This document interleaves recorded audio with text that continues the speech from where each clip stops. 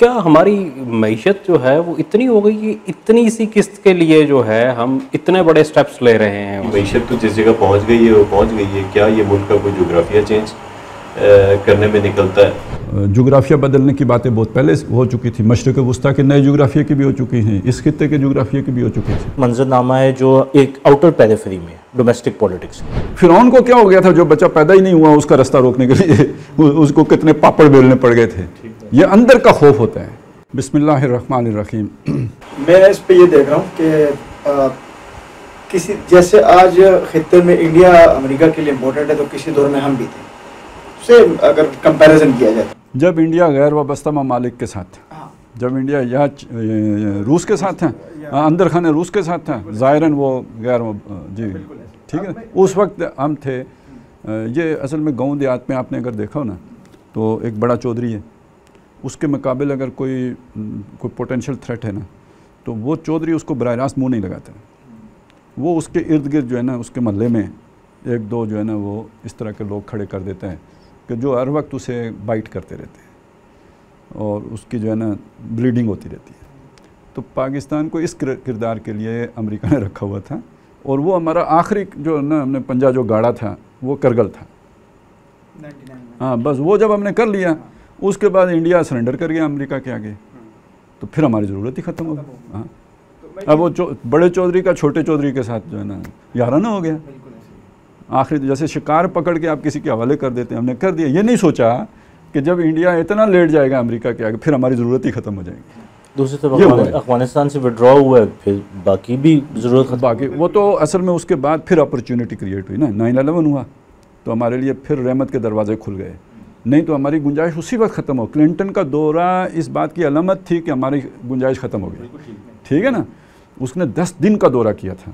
सदर अमेरिका वो फजूल बंदा है, आके इंडिया बैठा रहा, और वो सारा उधर गया है। वो जो इनकी बम्बई वगैरह जो फिल्म इंडस्ट्री, ये मतलब बहुत करीब वाली बातें हैं वो थी, और हमारे यहाँ आना ही नहीं चाह रहा था। बड़ी मिन्नतें करके तो वो आया भी, और हमारे सदर से मिल के वो चंद मिनट के लिए वापस चला गया। चीफ एग्जीक्यूटिव उस वक्त परवेज़ मुशर्रफ था, उससे नहीं मिला। ठीक है ना, तो वो तो 9/11 न होता तो हमारी कहानी ख़त्म थी उधर। वो तो फिर अल्लाह ने एक वो सबब बना दिया और काम चल गया। अच्छा, मैं ये कह रहा हूँ कि अगर हम हमेशा पोलराइजेशन का शिकार रहे हैं कि इधर जाना या उधर आना। मतलब खित्ते में मैं देखूँ पाकिस्तान, इंडिया या बाकी ममालिक जो किसी ब्लॉक का हिस्सा कभी शुरू में नहीं थे, हम थे ही, हम ही एक तरफ के। तो अगर अब इस दफ़ा चाइना ही ऑप्शन रह गया, तो चाइना के इरादे पे तो कुछ ठीक नहीं। हाँ, ये बात ठीक है। मजहबी लेवल की बात कर असल में ये अब यहाँ पे एक बात है, आपने बड़ी सही बात की है आपने। मसला ये है कि देखें, पहले हमारे पास ये ऑप्शन होते थे और हम ये खेलते थे कार्ड। हम अमेरिका की तरफ होके चाइना को नखरा दिखाते थे, चाइना से भी मर्ज़ी की डील करके तो अमेरिका को ज़रा ठेंगा दिखा देते थे। ये हमारे पास मैंने प्लेइंग फील्ड बड़ी थी और मौके थे, और वो हमारे ये नखरे उठा रहे थे क्योंकि खित्ते की सूरत हाल ऐसी थी। ठीक है, अब वो चीज़ ख़त्म हो गई है। ये समझने, ये अभी हमें पूरी तरह समझ नहीं आ रही, इसलिए हम समझते हैं कि उसी तरह हम अब भी खेल सकते हैं। नहीं खेल सकते। तो पहली बात तो ये समझ आनी चाहिए कि अब हमारे पास उस तरफ वो गुंजाइश नहीं रही है खेलने की, जो पहले हम नाज नखरे किया करते थे अमेरिका के साथ, वो चीज़ ख़त्म हो रही है। दूसरी बात जो समझने की है वो ये जो आपने बात की है कि चाइना हमारा मुस्तकिल दोस्त नहीं है कि हम सारे अंडे जाके तो उसकी बास्केट में डाल दें। लेकिन इस वक्त ज़िंदा रहने के लिए या एग्जिस्टेंस के लिए चाइना जो हमें छतरी फराहम कर रहा है, उसके बगैर हमारे पास चारा नहीं है, क्योंकि हम अपने पाँव पे तो खड़े नहीं हैं। तो इस वक्त चाइना का हाथ पकड़ लेने में हमारी बचत है, लेकिन फिर उस बचत के टाइम को इस्तेमाल करके हम अपने पाँव पर खड़ा होने की कोशिश शुरू करें तो। नहीं तो मुस्तकबिल में जाके चाइना हमारे लिए अमेरिका से 100 गुना बड़ा ख़तरनाक जो है ना, वो बन जाएगा क्रोकोडाइल। क्या वो जो मैंने वो निगल लेगा हमें। तो आगे अभी से प्लानिंग करनी पड़ेगी कि चाइना का जो हमारे लिए कल आना है आंसलाट, या जो भी उसकी अपने, वो भी एक इस्तेमारी ताकत बनेगी, तो वो तो हमारे सर के ऊपर बैठा हुआ होगा। अमेरिका तो फिर 7 समंदर दूर से आएगा, ये तो सर पे सवार है। तो उसके लिए हमें अभी से तैयारी करनी होगी। यानी अब हम बड़ी एक वक्ती तौर पे आपने हाथ पकड़ा बचने के लिए, लेकिन उसके बाद आपने अपने आप को इतना मजबूत कर लिया कि कल अपने पाँव पे खड़े हो सकें। ये चीज़ है, और वो आप नहीं खड़े हो सकते जब तक आप अपने नज़रिए पे वापस ना जाएं। जो मादी बुनियादों पर आपके लिए कोई जो है ना वो एग्जिस्टेंस की बुनियाद बनती नहीं है, फिर आप नज़रिए पे जाएंगे तो वो आपको वो ताकत देगा कि जिसके साथ आप चाइना का न सिर्फ ये कि मुकाबला कर सकेंगे, बल्कि मुकाबले का मतलब वो उस तरह का मुकाबला नहीं, हथियारों का मुकाबला है, यानी अपना वजूद बरकरार रखने, और बल्कि ये कि आपके पास अपॉर्चुनिटी होगी कि आप अपने नज़रिए की तलवार से चाइना को घायल कर फतह कर सकें, फिर तो आपको कोई मसला ही नहीं रहेगा। अच्छा, मैं इस पे इस तरफ रहनुमाई के पर्सपेक्टिव से पूछ रहा हूँ कि जिस तरीके के हालात है ना, जितने मम्मी डैडी हम बन चुके हैं इस सारे मुफ्ते के चक्कर में, तो वो अगर फ़िलहाल हम चाइना से दोस्ती कर भी लेंगे तो हम जो मुझे वैसे मैं इसके ऊपर अपनी गुमान की हद तक बात कर रहा हूँ, मैं इस चीज़ को जनरलाइज नहीं कर रहा, हम इधर ही रहेंगे, चाइना का हाथ पकड़ लेंगे और चाइना हमें ले जाने के बाद आप वाली मिसाल के निकल लेगा।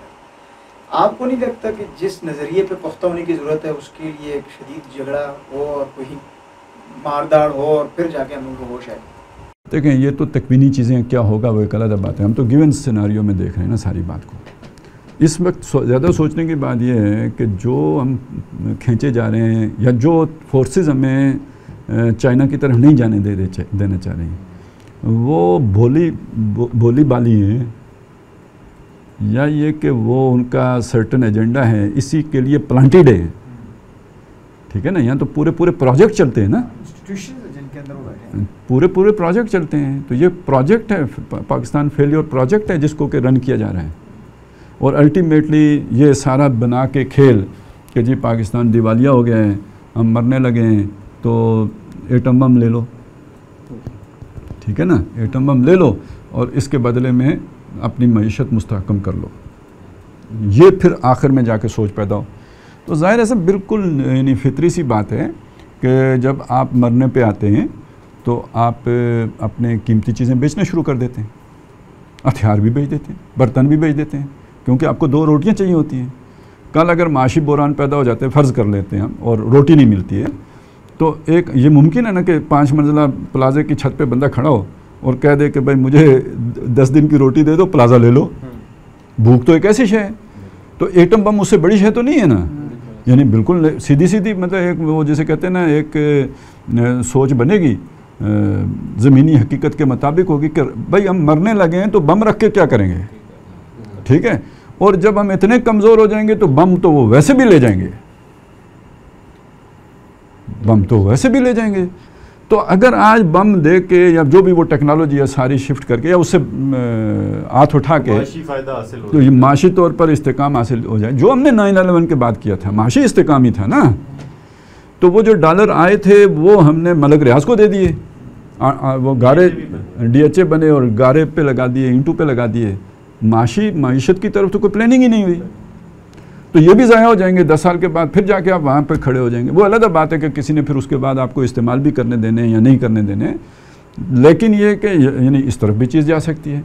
अच्छा, सिर्फ इसी तरफ नहीं जा सकती बल्कि उससे आगे भी जा सकती है कि हम क्यों भूल जाते हैं आखिर, क्योंकि वो है जी कि आप पर दुनिया को कोई परवाह नहीं है, तो दुनिया आखिर बैठी थिंक टैंक उनके बैठे हमारे बारे में क्यों सोचते रहते हैं यार कि इनका जोग्राफिया बदलना है, इनके 3 टोटे करने हैं, नहीं इनके 4 टोटे करने हैं, नहीं ग्रेटर बलूचिस्तान बनाना है, नहीं ग्रेटर पख्तूनिस्तान बनाना है, ये सारी बातें यूनाइटेड पंजाब बनाना है, ग्रेटर कश्मीर बनाना, ग्रेटर कश्मीर बनाना ना सर, क्योंकि फिर पंजाब को भी कश्मीर में शामिल करें ना, ठीक है ना।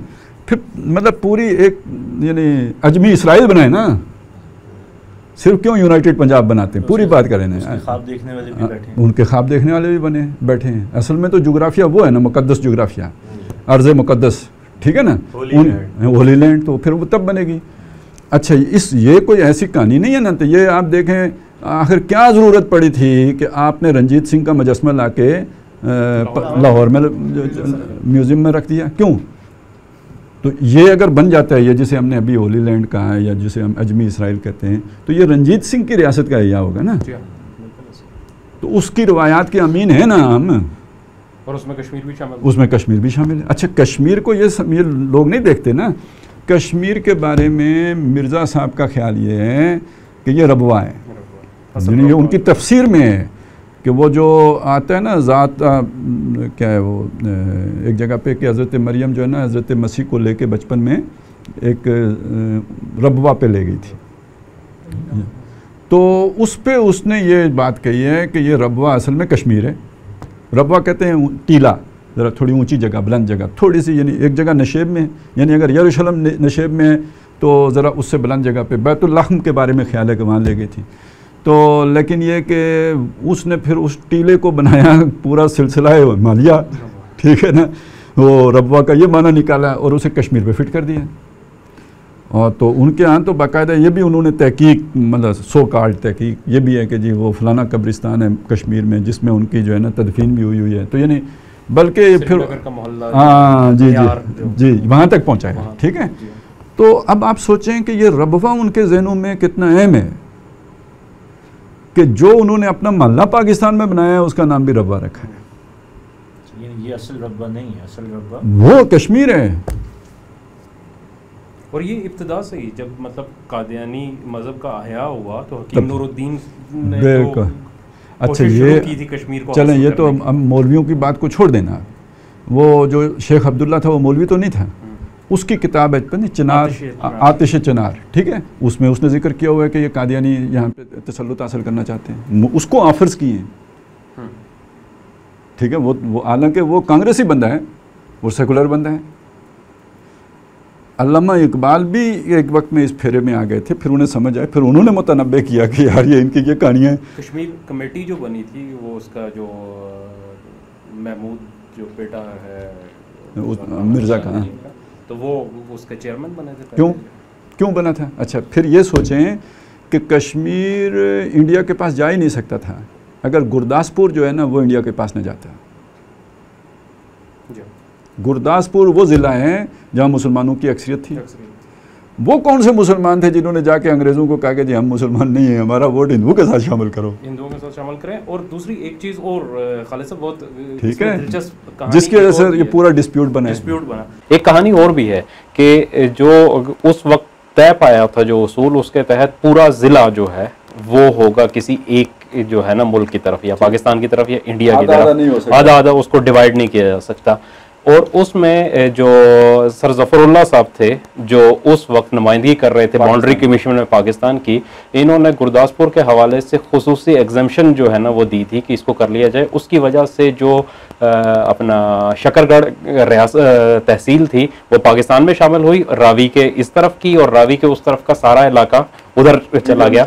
अदरवाइज अगर जो कहा जाता है कि पूरा ज़िला गुरदासपुर आता तो उस सूरत में ये होता है कि जो कादियान है वो बिल्कुल उसके शुमाल में है, आखिरी जो है ना वो कस्बा है, और जो हिमाचल के साथ बॉर्डर था वो बिल्कुल कादियान की सरहद के ऊपर आता और वो जो है ना एक सरहदी कस्बा बन जाता। तो उसको उस सरहदी कस्बा बचाने के लिए उन्होंने ये उस वक्त किया था, जिसका फिर आगे बस मैं बता रहा हूँ कि मोदी का जो इजराइल का दौरा था ना, तो वो जो वफद था उसमें कादियान के काफ़ी बड़े बड़े मशीर उसको वेलकम कर रहे हैं। तो मैं हैरान हो गया था कि ये ट्रंप वाला वाक़या अमेरिका में हुआ जब वहाँ पे एक अहमदी रोया, इधर कश्मीर तनाज़ा, और ये उन्हीं दिनों का दौरा है। पहली दफ़ा जब वो कह रहा था कि कितने अरसे के बाद कोई इंडियन सदर या प्रेसिडेंट हमारी प्राइम मिनिस्टर इस तरफ आ रहा है।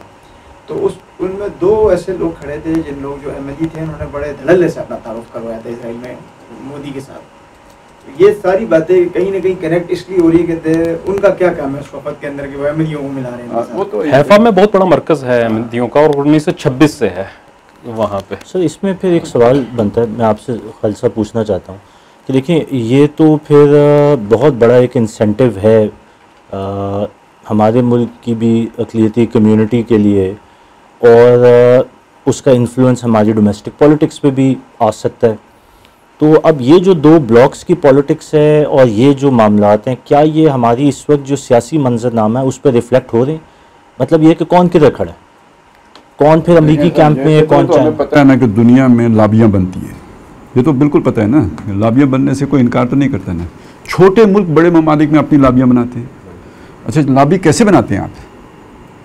जाहिर है कि वहाँ पे कोई इन्फ्लुएंशियल बंदा होगा ना जो आपकी लॉबिंग करेगा, और अगर वो किसी का इन्फ्लुएंस नहीं है पहले से तो आप उसे इन्फ्लुएंशियल बनाएंगे ना, ठीक है, वो स्टेट फंड से बनाएंगे, आप उसको कारोबार सेट करके देंगे, आप उसको पूरी तरह फैसिलिटेट करेंगे ताकि वो इतना इन्फ्लुएंशियल हो जाए उस कम्युनिटी के अंदर, ठीक है। यही किया जाता है ना। आपने इंडिया में किसी को अपना मतलब प्लांट करना है, ये करेंगे ना, इंडिया ने यहाँ करना है तो ये करेंगे या नहीं करेंगे। तो ये फ़र्ज़ करें अमेरिका के ही अपनी लॉबी बना रहे हैं, इसराइल के ही पाकिस्तान में अपनी लॉबी बना रहे हैं, कोई उस तरह का अमीर कबीर मुल्क यहाँ पे लॉबी बना रहे हैं, तो वो तो पूरी पूरी कम्युनिटीज़ को इन्फ्लुएंशियल बनाएगा ना। तो आपके मुल्क के अंदर सबसे इन्फ्लुएंशियल कम्युनिटी कौन सी है? ठीक है, समझ आ रही है ना? तो वो देखें उनके कारोबार, मज़े की बात बड़ी ज़बरदस्त कि आपने उन्हें बना भी दिया काफिर, जिसका मतलब ये कि ये सरजमीन उनके मुस्तकिल ठिकाना नहीं हो सकती। यहाँ आओ कारोबार करो, यहाँ आओ नौकरियाँ करो और हमारी उससे ना ऊपर जाओ, सीधे बुलंदो बाला पोजीशनों पे पहुँचो हमारी फैसिलिटेशन से, ठीक है। और ये जहन में रखना है कि ये जगह तुम्हारी मुस्तकिल नहीं है, क्योंकि यहाँ पे तुम्हें कबूल नहीं किया जाता है, लिहाजा जो यहाँ से कमाओ वो बाहर भेजते रहो, लॉयल्टी ना रहे, यहाँ पे लॉयल्टी ना रहे। और दूसरा ये कि समेटो और बाहर भेजो। ये इस डिज़ाइन को समझे ना, ये लॉबी है, यही फिर वो हर जगह पे काम करती है। किसी कोई उसका शौरी तौर पे शिकार हो या गैर शौरी तौर पे शिकार हो, लेकिन होते हैं। अब एक बंदा उठता है यार, आप जानते हैं कि मलिक साहब को देखें, रियाज साहब को, ये क्या है मतलब पिंडी में क्या इनकी हैसियत थी? ठेकेदार थे, आम से ठेकेदार थे। वो भी जल्दी जल्दी से इनसे काम नहीं होता है, लोगों से जाके वो मतलब वो ठेकेदार की जो मुसीबतें होती हैं, तो करते करते करते आज क्या हैं, इस तरह बंदे बनाए जाए। और कितने इन्फ्लुएंशियल हैं। और वैसे मतलब चीज़ को समझे ना, कितनी प्यारी बात है कि जिस जहाज़ पे परवेज़ इलाही साहब अल्फ उठाने के लिए आ रहे हैं ना प्रेसिडेंट हाउस, उसी पे गोगी साहिबा दुबई जा रही है। वो भी इन्फ्लुएंशियल खातून है, लेडी है ये ना, जो पूरा सूबा चलाती रही 4 साल, ठीक है ना। और अगर एक तैयबा गुल की एक वीडियो जो है ना एक नैब के चेयरमैन को न्यूट्रलाइज कर सकती है, तो गोगी साहब के पास कितनी वीडियोस होंगी? तो कितने इन्फ्लुएंशियल लोग उनके पीछे खड़े हैं। इस कहानी को समझे ना। और परवेज मुशर्रफ से फराग गोगी तक सारे जाते दुबई में ही, दुबई में हैं। और दुबई फिर जो जोड़िए, वो पाकिस्तान का कितना हमदर्द है कि इन्वेस्ट कर रहा है किस चीज़ पर?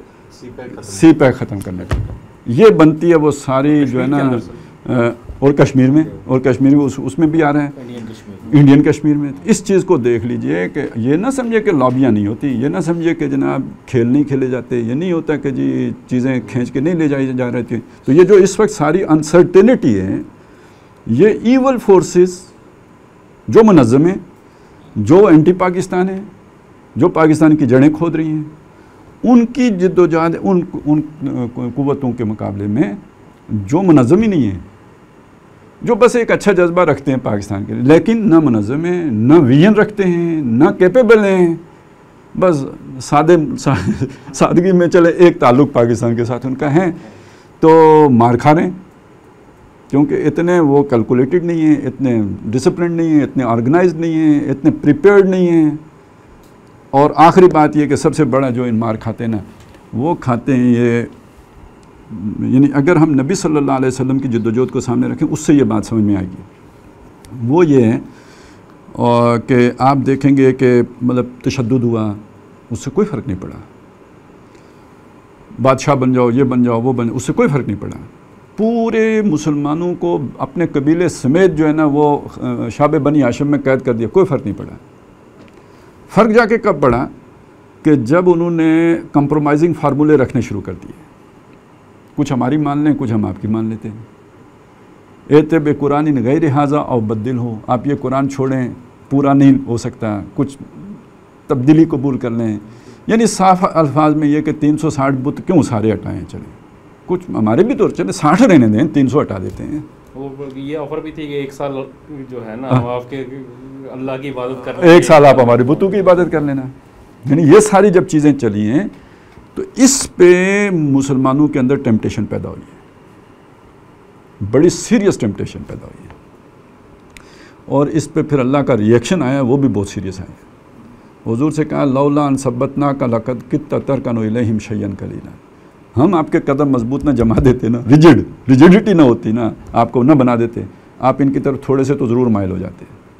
और ये इतनी बड़ी बात होती है, इज़न लाज़कना का ज़ैफ़ल हयात व ज़ैफ़ल ममात, ये पूरी गेम प्लान उलट देता है। और इतना बड़ा जुर्म होता है कि आपको दुनिया में भी दुगनी सज़ा देते और आखिरत में भी दुगनी सज़ा देते। आप पाकिस्तान की मज़ामत जब मज़ामती ताकतों को देख लेना, ये जाके मरते हैं ना इस जगह पे, कॉम्प्रोमाइज़ करते। बेनज़ीर भुट्टो ने बाप मरवा दिया, भाई मर गया, ख़ानदान तितर बितर हो गया, नहीं कंप्रोमाइज़ किया। एन जब जीतने के करीब आई है ना, उधर IJ बनी है, फिर भी जीत गई है, इक़्तिदार लेने के लिए कंप्रोमाइज़ हो गई और अगलों ने 2 साल में उठा के फेंक दी। उधर वो ना करती, कोई ना 6 महीने और ना मिलता ना, 2 साल ना मिलता, 90 में जाके मिल जाता है।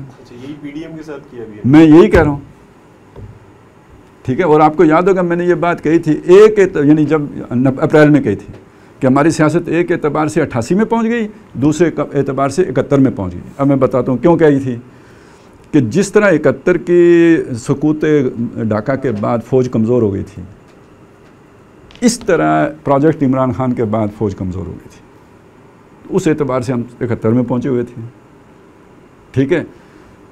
88 में क्यों पहुँचे हुए थे कि अब देखना यह था कि PDM बेनज़ीर वाला इक़्तिदार लेती है या PDM जो है ना अपनी पूरी स्ट्रेंथ के साथ इक़्तिदार लेती है। 3 महीने ने यह साबित किया कि उन्होंने बेनज़ीर वाला इक़्तिदार लिया था। अब मार खा रहे हैं। ये अगर रहते ना अपने उसूलों पर कायम और कोई कंप्रोमाइज़ ना करते, और ये कंप्रोमाइज़ आप ये बिल्कुल गलत है कि शहबाज ने किया और ये था और ये सब का ये जो भी इसका मलबा है वो नवाज शरीफ पर है। अगर मज़ामत आपने किया तो VN भी आपका होना चाहिए, और ये हो रहा था तो आप स्ट्रांगली खड़े होते।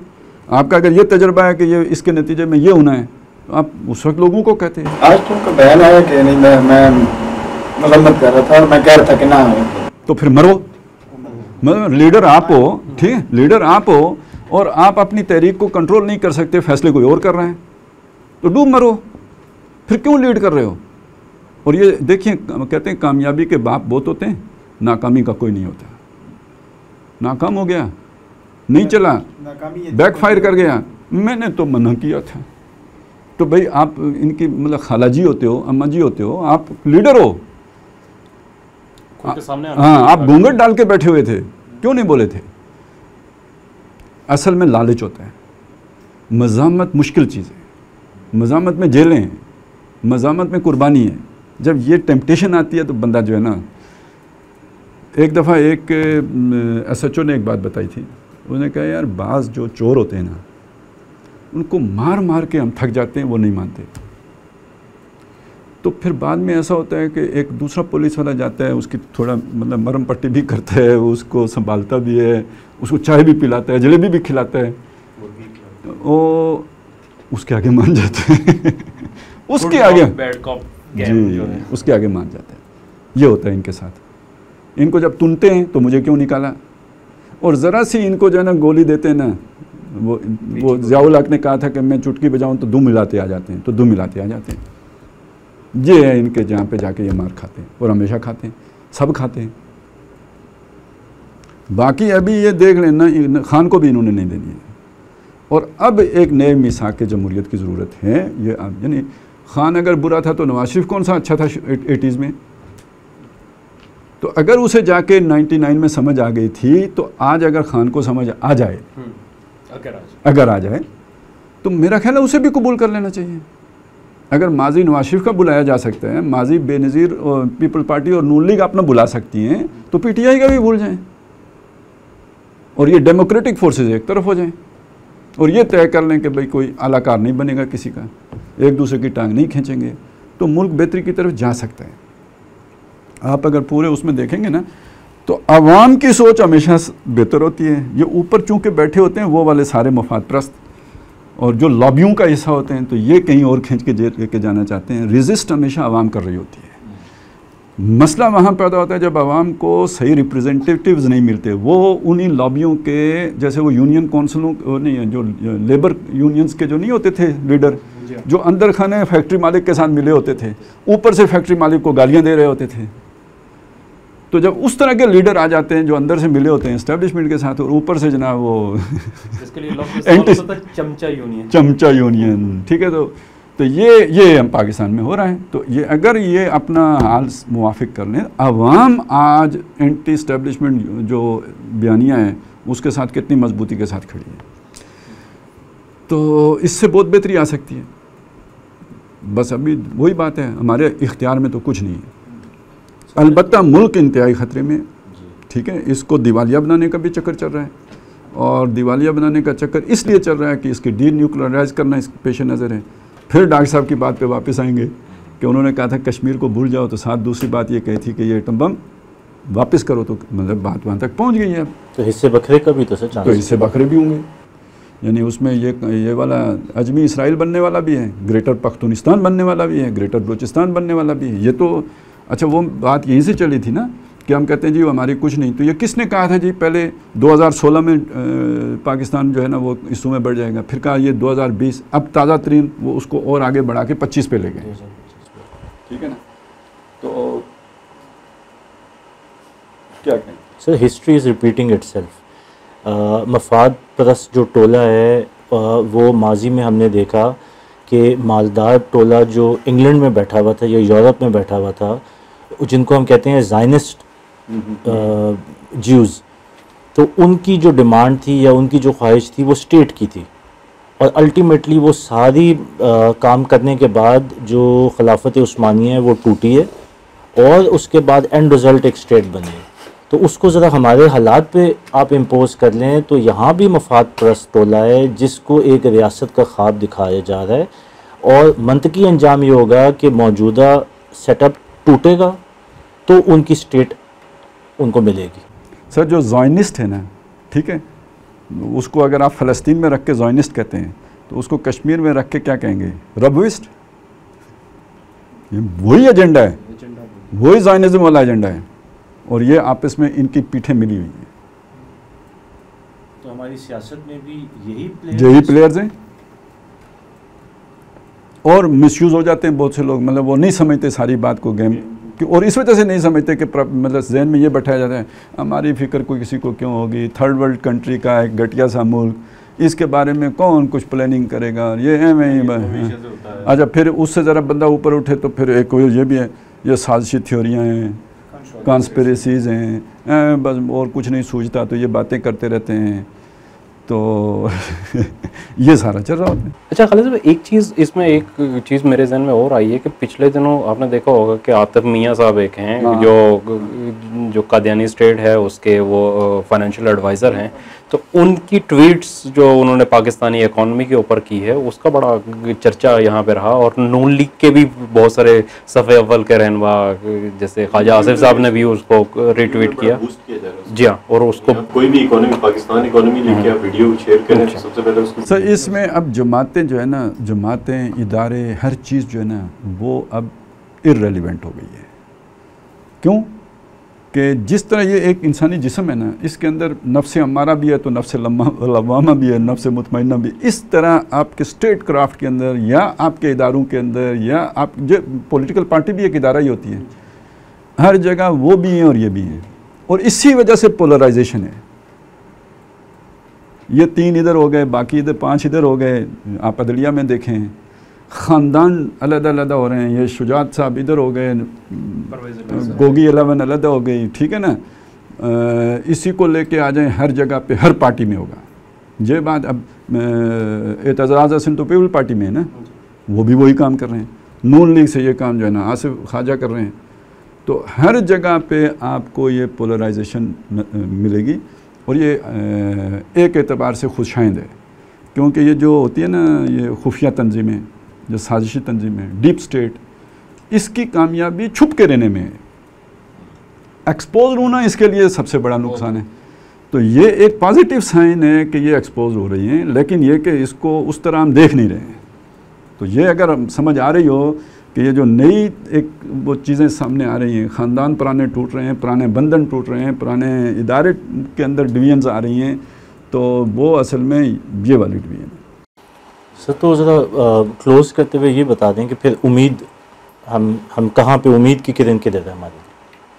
सर जी देखें, अभी अगर तो बिल्कुल हम रियलिस्टिक बात करें और उसके साथ कुरान की तालीमात को सामने रख के बात करें, कुरानी उसूलों को सामने रख के बात करें, तो सर फौरी तौर पर हमारे लिए कोई रिलीफ की बात नहीं है। आने वाले हालात बहुत सख्त हैं, हर जिस भी एंगल से जाएं तो आगे जाके तो एक बहुत बड़ा आपको आतिशी वादी नज़र आती है जिसको पार करके जाना होगा। अब इसमें आपको इन तमाम जो हमने फैक्टर्स गिने ना, इसके साथ साथ जिस अहम तरीन जिस सहारे की ज़रूरत है ना, वो है ईमान और अल्लाह का सहारा और अल्लाह का तवक्कुल। व अलल्लाहि फलयतवक्कलिल मोमिन, जो कुरान बार बार कहता है कि ईमान वालों को तो तवक्कुल ही अल्लाह पर करना चाहिए, ठीक है ना।